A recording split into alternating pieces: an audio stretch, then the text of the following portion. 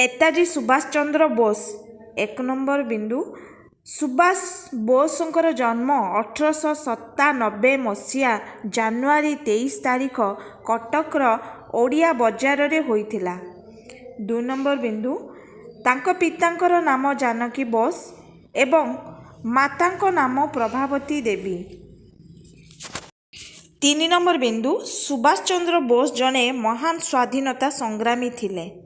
4 number Subhash Chandra बोसଙ୍କର 14 जन भाई भौणी थिले एवं से तांको पितामातांको नवम संतान थिले।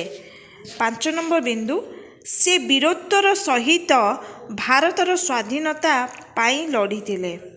6 नंबर से आईन अमान्य आंदोलन रे जोग देइथिले।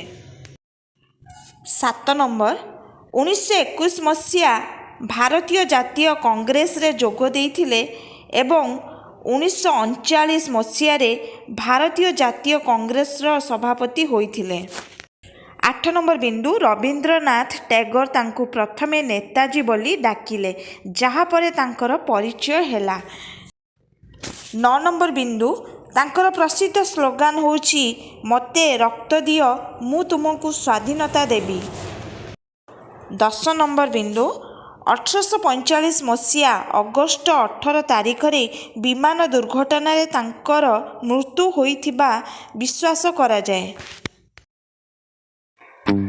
जदि मोर एही वीडियोटी आपण माननकु भल लागि थाए तेबे वीडियोटी को लाइक करंतु एवं शेयर करंतु। एही नुआ नुआ वीडियो देखिया पे मो चैनल को सब्सक्राइब करंतु। पुणी देखा हबो आगामी वीडियो रे। धन्यवाद।